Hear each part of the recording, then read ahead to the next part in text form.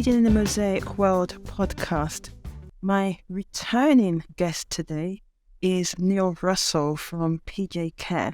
If you haven't listened to the conversation we had, I would recommend that you go back and listen to that conversation and then come back to today's conversation. We had a great conversation in which we spoke about implementing change, Neil's career transitions, running a family business and succession planning in all different forms, diversity, most especially at the senior level of organisation, together with the gender and ethnic pay gap. We also spoke about upskilling both others and how Neil over time upskilled himself. So, as I said, if you haven't had the chance to listen, please do it. I would say it was a great conversation. You can let me know if you think otherwise. So back to today. Thank you, Neil, for coming back to continue the conversation. Oh, it's great. Thank you for having me back. I really enjoyed the first one. So likewise. And one of the things you briefly touched on in the conversation that might make people go, was you spoke about Stalin and you mentioned him and a few other characters like Hitler as great leaders. And there's some people that might want to just switch off from this conversation just hearing that. But I'm interested because I am very curious. What made people like Stalin and Hitler great leaders? A great leader is someone who can lead a great number of people and take them where they want to go. There's a difference between being a great leader and a good leader. You know, a good leader will take somebody to a good place, and a great good leader will take a great number of people to a good place.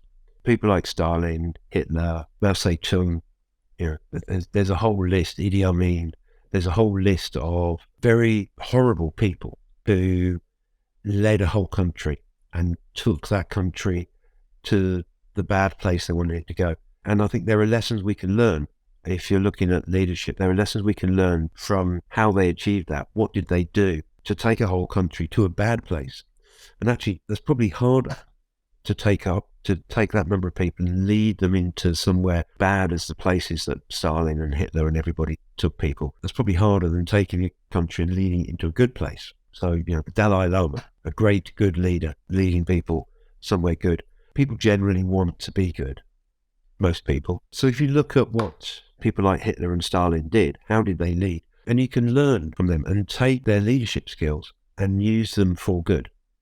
And that's how I look at it. So when I'm talking to people about leadership, it's about understanding not necessarily the journey and the direction, but the how. So, there are things that Stalin, for example, did. He always set a 5-year plan. He took quite a backwards agricultural nation and turned it into a nuclear superpower with industrialized, and he did that through a series of 5-year plans. And he'd set this plan, and this is what we're going to achieve. He never tried to achieve anything tomorrow. He planned it out and said, okay, this is what we're doing over the next 5 years. And then he reviewed it and he reviewed it. And I've taken that and I've implemented something similar. So we're always looking 5 years ahead. So we have short, medium and long-term planning. And when I'm looking to my managers to write their strategy, what are you doing now? What are you doing in the short term? What are you doing in the medium term? What do you plan to achieve over 5 years? That I've stolen, if you like, from Stalin's leadership. So there's good you can bring out of the very worst people. There is some good you can take out of that. Hitler was a great orator. He could speak and he could get crowds riled up, and he'd focus on what was important to them and make it more important and make them believe that he was the only person who could fix it. Obviously, very, very few people are going to say Hitler was was anything other than the worst of the worst. But again, he took a country that had been devastated and destroyed through the First World War and turned that into what is now another industrial superpower. You look at the industry that's in Germany, a lot of that came out of Hitler's time in power. And it's through that leadership and that drive, the way he achieved that, it was not great, it's not good. Some of the really awful things he did while he was in power, or things that were done in his name while he was in power, were completely reprehensible, and we're still paying the price today for much of Hitler's action. So, so there's good and bad. But if you look at the way he spoke to people and understood what people wanted and made that important, and you can do that. So, when I'm talking to my staff, I want to understand, what do my staff want? What is important to them? So we spend a lot of time trying to understand that, and then we can focus on that for them. There's no point in me just standing up and saying, I'm going to give you loads of money, because a lot of my staff don't do it for the money. They do it because they care, they're compassionate, they work in care. To be fair, nobody gets into the care industry for money. It's, the carers, they're there, they want to come into work and make somebody's life better. So that's the focus for them. How do we do that? How do we encourage that and make them buy into the way we're going to make people's lives better? As you said, there are some great qualities that come out, understanding people and what they need. I suspect they were quite manipulative people like Stalin and Hitler in terms of understanding and manipulating people, what people want. That charismatic nature, the oration and being able to be charismatic, the planning and all of the other, should I say, great characteristics that they brought, those positives, but which were misused, which made them bad in the long run, good that they did. And I'm just wondering, how do we distinguish between great leaders, or leaders that have these positive, that have these capabilities, these great capabilities, who can, and I think they are typically quite charismatic in nature. I'm just wondering, how do we distinguish between them and good leaders? You have to get past the narrative, past the bravado and the ego. So we can take something more recent. So Brexit, for example, and there was lots of things said. The big red bus, 300 billion coming into the NHS, and all these things that were said, and a lot of people. It's on the side of a bus, so it must be true. We have to do is actually get deeper than that, and actually look beyond the words and beyond what people say, and get into the nitty gritty, if you like, of what they're actually saying. And there are great leaders who there's nothing behind them. There's just nothing there. So, like I said, they're very charismatic, and let's go. We're all going. Where are we going? I don't know, but people will follow them anyway, because of who they are. A lot of people want to follow.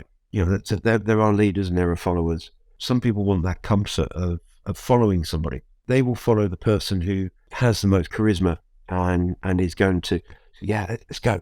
Let's go with and follow this guy. And it results in all sorts of, some of it's good, some of it's bad. Some of them are both good and bad. Nelson Mandela was a terrorist and a great leader. He was both sides of the coin. Again, Gandhi, he was, I don't think anybody would dispute, he was a good man. People did bad things in his name. Understandably, they wanted to kick the oppressors out of their country, and, every right to do that. But people would follow him. It's never sort of really clear cut. And you have to sort of delve deeper into the, what's behind this? And, one of the problems we have, particularly with things like the way our government works and our parliamentary system works, the majority of people won't delve deeper. They don't have the understanding or the education. A lot of what we do is still quite tribal throughout everything in life now. We've kind of moved away from the old sort of clans, Saxons and Angles and Danes. As a nation, very tribal. So football clubs, for example, but also in politics. There's a huge number of people will vote one way because their family's always voted in that direction. And they don't get into what's in the policies and try and understand. I have members of my family that, even though they agree more with one party says, they couldn't bring themselves to vote for that party because of the name of the party or the colour of the party. I've always voted this way. I can't vote for them. But you agree with what they're saying. You want what they want. And you disagree with the one you're going to vote for. But they'll still vote for the party they disagree with. It is tribal. So it's in it, because like there's that whole thing about leadership, and like when you mentioned the whole thing about with Brexit and the red buses, it's not even the matter I am pro Brexit or I am against Brexit. It's just that thing about, okay, this sounds good. This leader within my organisation, this politician, this industry leader, whatever the scenario, Yeah. this person sounds good, but I can't just take what they say on face value. I need to delve deeper and have a deeper understanding. And I think there's almost something else about the clans that whereby we should I say gravitate towards a group or something that sounds familiar, Yeah. that feels comfortable, so much so that even if that person or that group is saying something that doesn't align to us, we still follow. And I guess that's, you could say, almost dogmatically. And so again, it goes to delving down deeper. Yeah. And It's something we should do sort of across life when we're looking at things. You know, it's I think it's getting worse because so much information is now readily available. When I was young, if I wanted to know something, I needed to get on my bike, cycle into the library, get a book out, and read it to find it out. So it would take me time to research and find some information on whatever I wanted to know. Now, I just pick up my phone and I've got the information in seconds. But it's information that Google has chosen to put at the top of the list because that's the information that most people are looking at.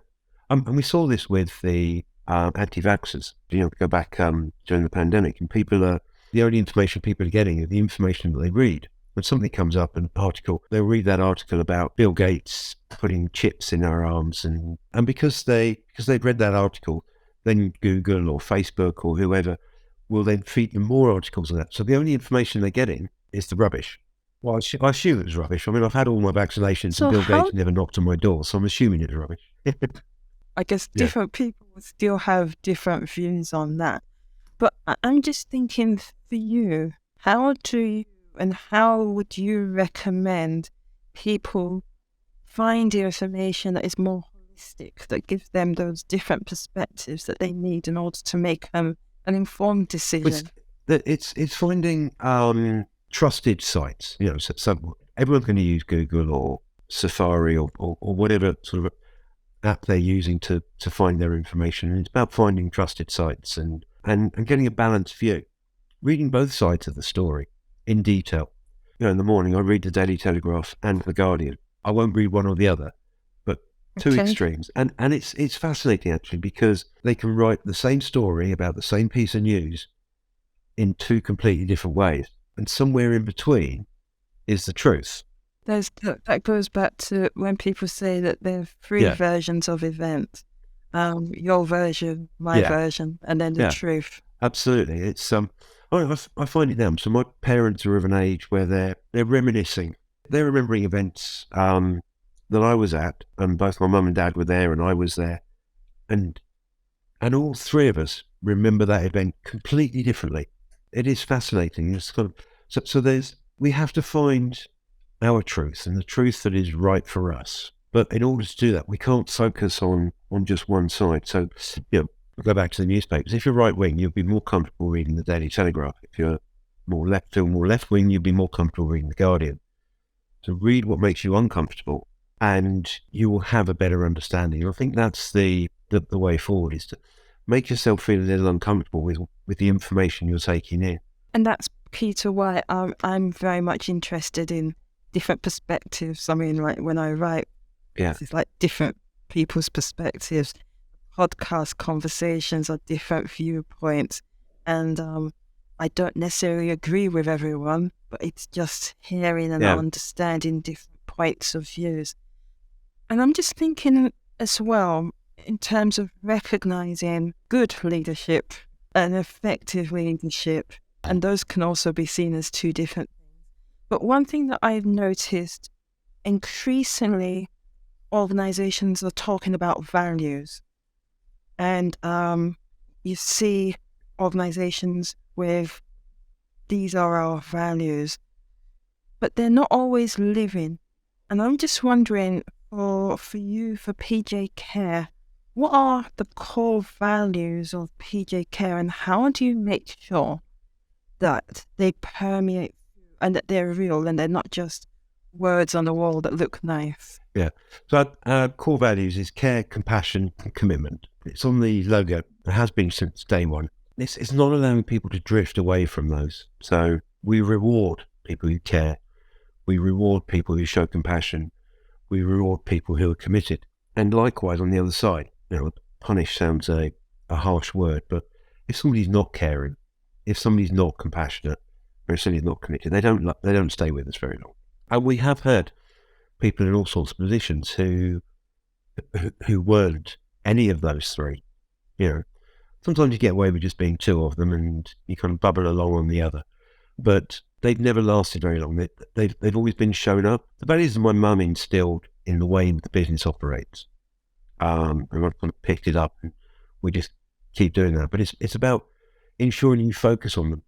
So we've just done our, it's a small thing, but realistically, but it's quite big for the staff. We've just done our Star Award judging, and we're looking for people who are caring, compassionate, and committed. And so the people who are the most caring, the most compassionate, and the most committed are the ones who win the awards, and they stand out. And through everything we do, so people make mistakes. If somebody makes a mistake, it's looking how they reacted to that mistake is a key point. So, if they care about the mistake they've made, they're compassionate about the effect that mistakes had, and they're committed to repairing the mistake and not making it again, we look at the incident differently to someone who doesn't care or made a mistake, so what?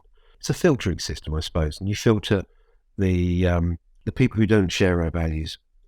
They get filtered out, sort of down over time. We've now got a really strong core team who have those values, and they're not just paying them lip service. And that's quite dangerous, because there are people who are very good at paying lip service to the values, but don't have them. And you do end up with some less than good appointments. But like I say, they very soon, you can't pay lip service and pretend to be something you're not for very long. So they very quickly become clear. No, there's something wrong with you. Or actually, they just move on because they can't keep up. Right? It's like this isn't working, and they move on and go and do something else and think we're the world's worst. But that's fine. People will think that they're not part of our future. And I guess, and that's great, because I can actually, even that illustration, see how that would permeate through. And I guess it doesn't take away the need for technical capability. Yeah. The ability to do the job. It's more of how you do it and how you approach it with care and compassion. And I guess that's of crucial importance. Anywhere, but most especially in the care industry. Yeah. It's the how. The ability to, let's go down to the very basics, provide personal care, to wash someone who's lying in bed. That's a technical skill, but there's 100 different ways of approaching it. And it's really important with the type of care we provide, because the people we're looking after are more challenging. So the approach is really, really important. We have residents that if you approach them in the wrong way, they're going to thump you. And some of them are very big, and you really don't want to be thumped by them. But if your approach is right and you are caring, and you've taken the time to understand what that individual needs and what they want, and you treat them with dignity and you show them respect, you can do the job very easily. I was talking with one of our carers not so long ago, and we were talking about a resident we've had. He's been with us for 14 years. He's a great guy, really funny, can be really, really difficult. I've done personal care with him, showered him, changed him, helped him dress, and it's not easy because of the way he is, but it's and there's, she was talking about kind of the niceties. So she says, we'll go in and you talk to him and you dance with him and you talk about what we're going to do together. So you say, we're going to do this, we're going to do that, and then we're going to do that. Is that okay with you?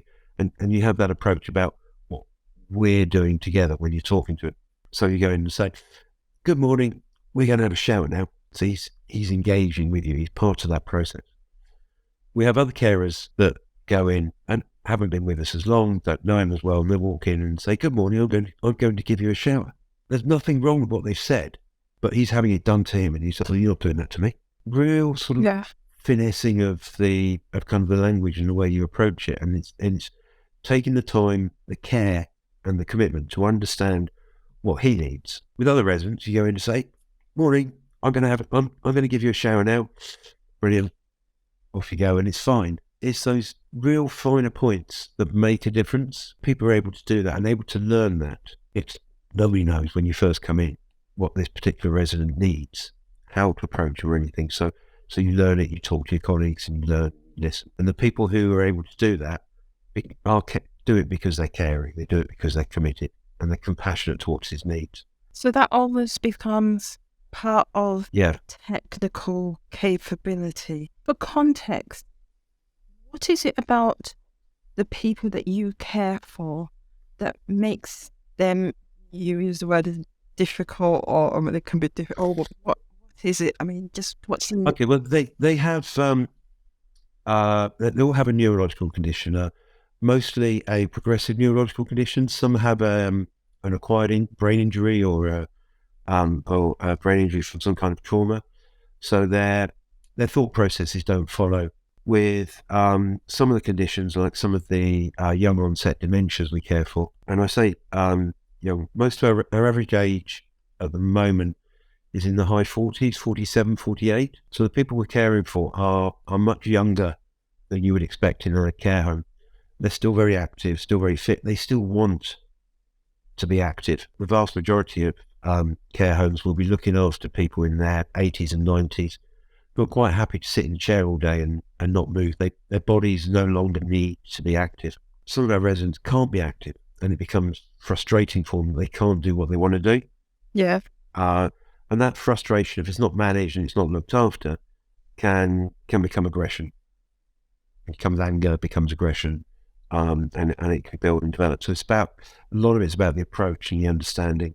The progression of their illness, quite often, the way I describe it, and this is completely non-clinical, so this is that's what I would look. But it's like an unlearning. So when we're small, we learn behaviours. You go down to the beach and on a sunny day, and you'll see a 3-year-old toddler running around without any clothes on. You go back to that beach in 2-3 years, that toddler wants to wear clothes and has to wear clothes. They've learned that it's important for them to wear clothes. And wearing clothes is a learned behaviour. That kind of embarrassment of being naked. It's something we learn. We learn it from our parents. We learn it from our siblings. Because as a 2-year-old, 3-year-old, you're quite happy running around as naked as the day you're born. You'll also see 2-year-olds and 3-year-olds playing together. One's got a toy, the other one wants, the other one will just take it. Sharing is a learned behaviour. Say, no, you got to share. Learn to share. And we teach our children how to share and not to just take what they want. But again, there's something, some forms of dementia, you unlearn and you forget these learned behaviours. So when you've got two men in their late 40s, early 50s, they may have unlearned the need to wear clothes. So they'll be stripping off and being what we would call inappropriate. Yeah.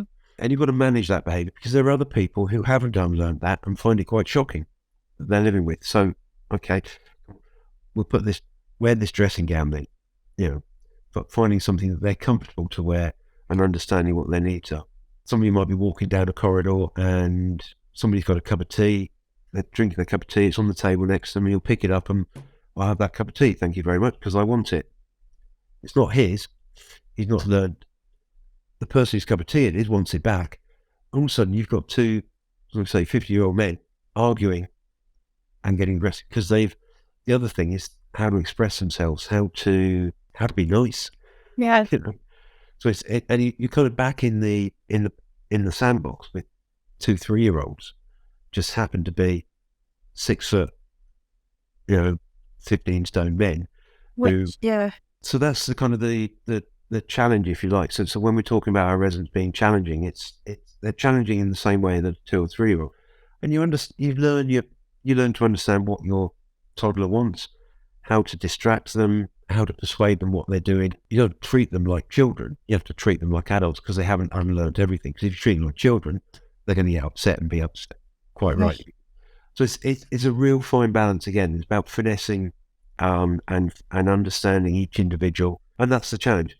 when you're dealing with, it's, again, when somebody's a lot older, they're less active. So it's a lot easier. They become more, I don't know, they can become easier to manage. Mostly, I mean, we did have a 99-year-old lady we found halfway over an 8-foot fence. So it's not always, It's not that black age, and white. Yeah. age is not always a factor, but it's about that individual and how active they want to be, and how much of a challenge that their presence and their activity makes in terms of managing their behaviour and ensuring that they and the people around them remain safe and are having a good quality of life. Yeah. And I'm interested that with dealing with that complexity, you have in 2021, I believe, you were named a top health and a top employer in health and social care. Yeah.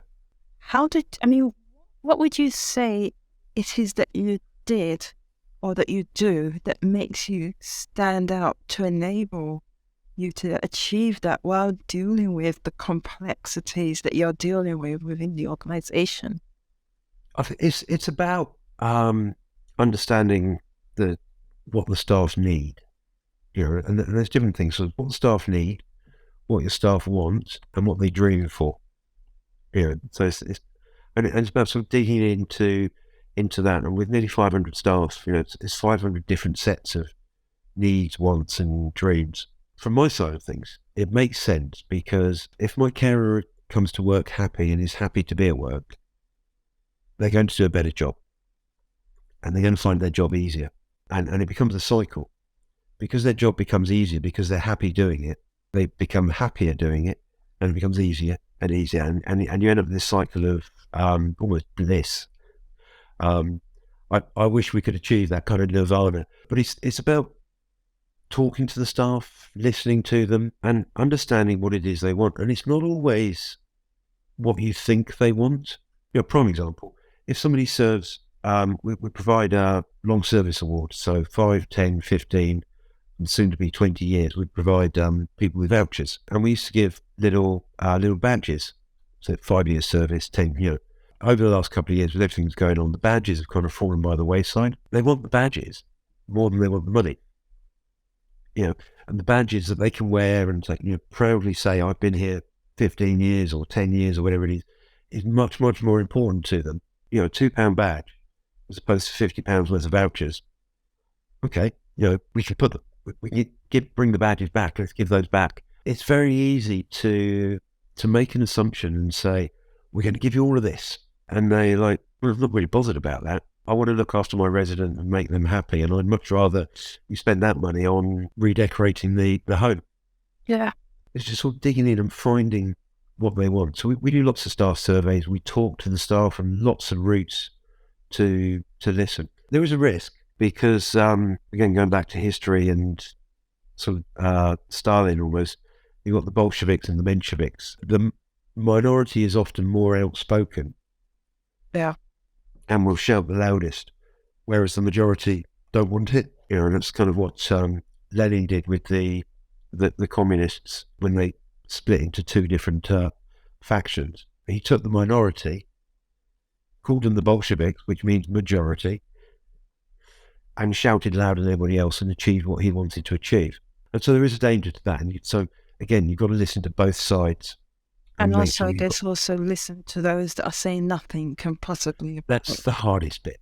Yeah. That really is the hardest bit, is to get in there and, so what do you think about this? Oh, I don't mind. I'm not.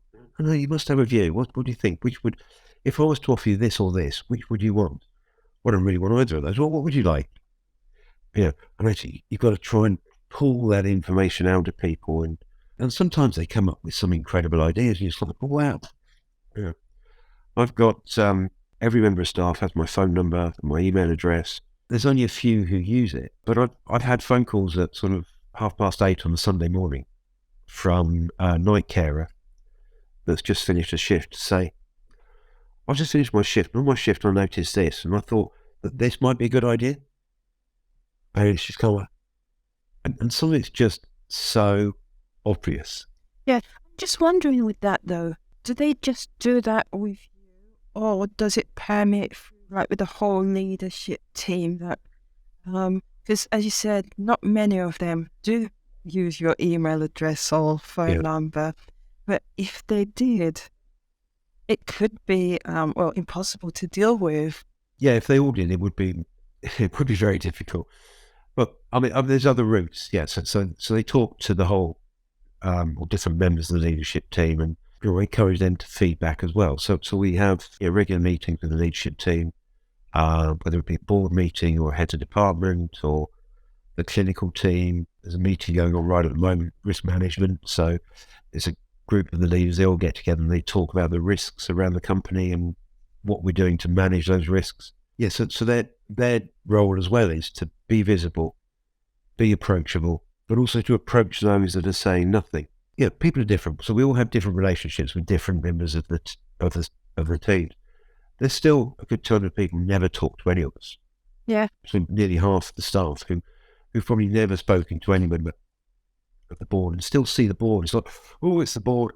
Got to be scared. Got to be busy. Go and hide because I'm the boss. I can't talk to the boss, and then they'll see, what one of their colleagues come up and talk to me, have a laugh and a joke with me, and they're kind of like, can't talk to the boss like that.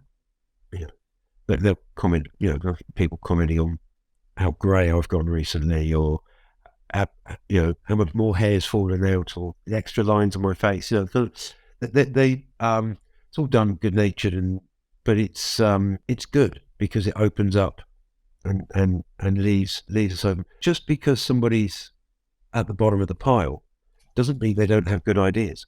Yeah, and within that structure, you also have a happiness manager or happiness lead.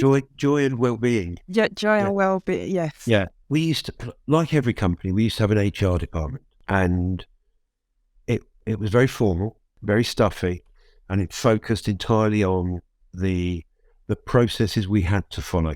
It became very stilted.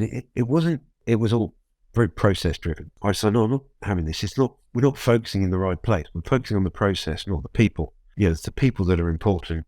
So we created this joy and well-being, and we have well-being angels that work on the floor, and they've had extra training, and their job is to support the staff and try and create joy, look after each other's well-being, not the process of employment. That's easy. That's written down. Anyone who can read can follow. If this happens, do A, B, C, D, and E. That's quite easy. It's in the law. It's in our policies. Just follow the process. I don't need somebody to tell me what's in the process. So it's so we changed the focus, and they do all sorts. Every day they're sending out emails talking about different kinds of support that we offer. For example, we've got a mental health committee that is there to provide support for people's mental health and steer people in the right direction. A member of staff suffering from depression, not a lot we can do, and it's quite difficult. Sometimes you have to separate the help from the cause. And the pressure somebody may be feeling at work and the pressure somebody's causing at home is quite often the cause of that depression. Now, I don't want to be the cause of somebody's depression, but people put pressure on themselves. And so I've got to achieve this, I've got to do this. And they become kind of blinkered and focusing on the task, and it builds up the pressure. And we can help with that, but we can only help if we know it's a problem. We're not necessarily going to know it's a problem because they're frightened of failure, which nobody should ever be frightened of.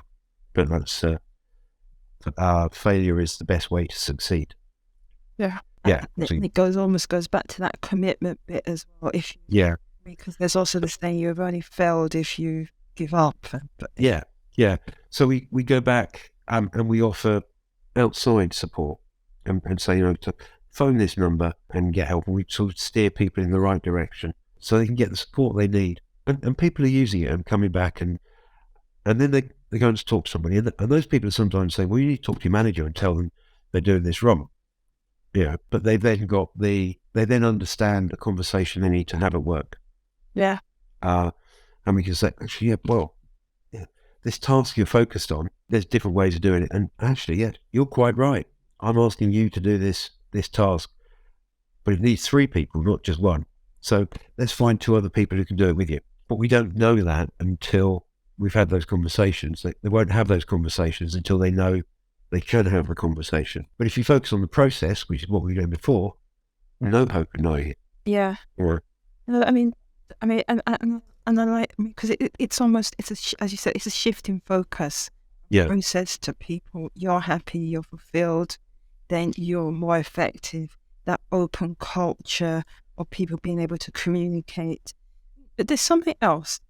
You mentioned that people don't work in the sector for pay, yeah, but at the same time, you are a living wage employer. yeah. Why is that? I mean, I believe carers should be paid an awful lot more than they are paid.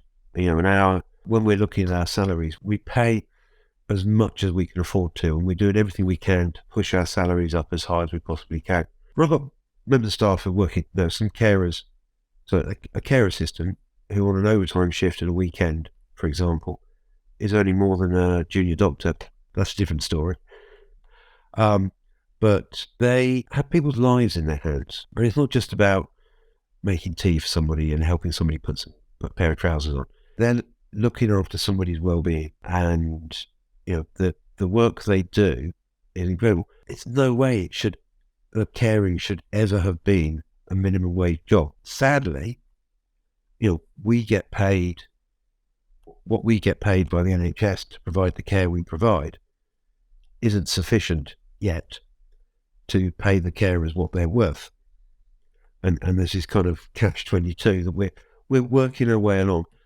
And agreeing to pay the real living wage is the first step in that. So we're acknowledging the real living wage is, I feel like £10.90 is the starting rate. So the lowest rate of pay, so any member of staff working for us is £10.90 an hour. And we're looking to push that up. So the lowest rate of pay for any member of staff is £15 an hour. We're talking about somebody full-time earning at least £30,000 a year. You can't realistically put a price on the job that these guys do. They're keeping people like there is no money that will pay for what they do.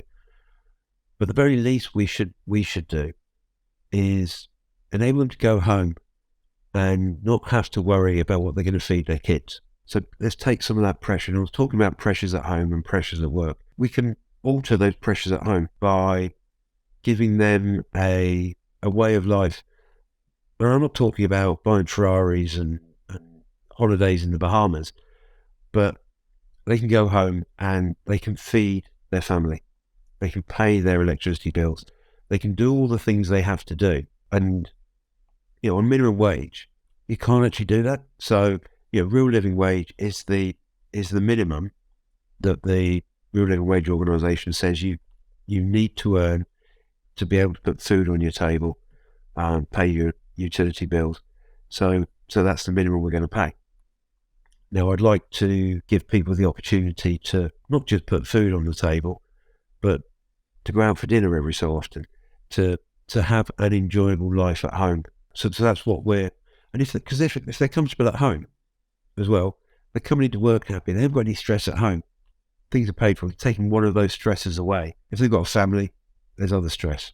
Can't control that, that's out of my reach, but let's remove the pressure where we can remove the pressure, which makes somebody's life better. They're coming to work happier because they've got less pressure at home. They're going to do their job better. We get a better outcome in what we're aiming to achieve. And again, you get into this cycle of improved, getting closer to that blissful nirvana. Like I say, if they've got a family, there's very little I can do to change what other external pressures there are. But it's give support where you can. It's not just about doing the right thing for them. It very much is. But if you do the right thing for them, it makes my life easier. yeah. So we push, when we're doing the pay reviews, we focus very much at the bottom end. How much money can we afford to give them? The board haven't taken a pay rise in 4 years because we don't need it. And that's interesting because there is a lot of talk over recent years about the growing gap in pay between those at the lower level in organisations and those at senior levels. And yet you're in a sector whereby if even if we didn't understand the value that people brought before, the pandemic showed how much importance are the roles of those people in the caring sectors. And it's not just to those who are in care either. Part of our job providing care, whether it be a residential care home or a nursing home or a specialist home like ours, a big part of our job is to keep the people we look after out of hospital. So if they weren't with us, they would be in a hospital permanently, or they'd be in and out of hospital because they get ill and have to go backwards and forwards. So we keep 450,000 care beds, people in care in the UK. About 200,000 of those are nursing beds. So 200,000 people that would need nursing support if the care industry didn't exist. There's only about 110,000 NHS hospital beds. So we're keeping those hospital beds available for the rest of the country. Yeah. So that means that the truck driver that's needs a hip replacement can get his hip replaced and get back to driving a truck to deliver the tomatoes that we want to eat, whatever it may be. And obviously, once he's back driving his truck, he's earning a wage and he's paying tax, so it goes back to the government. So there's this cycle of support that is completely overlooked. And it's I'm not going to say it's this government has overlooked it, because it's been the case ever since I got into the care industry, and that's all three parties have been in power of one type or another during that time. So, but it is overlooked, and there's this kind of lack of understanding of what the care industry does for the UK. And we've been around an awful lot longer than the NHS as well. I mean, and it's interesting, and I'm going to have to round up because we've almost got to the end of a whole hour of talking. Yeah. But I mean, one of the great things for me is I constantly talk about human value, the fact that everyone's got a value, something to offer, and part of the way in which you realise that value is by valuing people and bringing out the best that they have to offer. And you have done an excellent job of demonstrating, one, how you do that, but also how it then has an impact on the business and how it has an impact on the wider economy as a whole as well. And so I've got to almost say commend you for what you do and thank you for what you do as well. And I guess there's a question. If people want to get in touch with you, either because they just want to find out more about what you do, or because they're interested in working with your organisation, how do people get in touch with you? Okay, well, if they want to get in touch with me, my email address, neil.russell@pjcare.co.uk. Quite happy for anybody to contact me.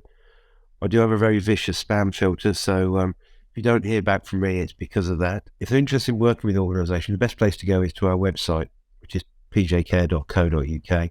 There's a recruitment page there. So that's the best way. I'm happy to talk to anybody about anything sort of to do with the sector. If anybody's got any ideas, I will say, if anybody wants to sell something, I'm the wrong person to talk to, because other people in the company know better about it than me. So don't try and sell me recruitment or beds or anything like that, because I ain't going to answer. Okay.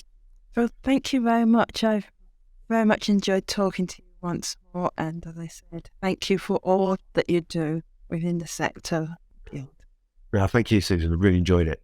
And I'm not doing anything special. The people, who are doing the work on the floor, they're the ones who are doing something special. All I do is help steer the ship so they're heading in the right direction. Okay. Thank you very much. Thanks, Susan. Thank you for listening to this episode of the Leading in the Mosaic World podcast. Do visit our website at www.mosaicworld.live to find out more about what we do and how we can be of support to you. Alternatively, connect with me, Susan Popoola, spelt Popoola,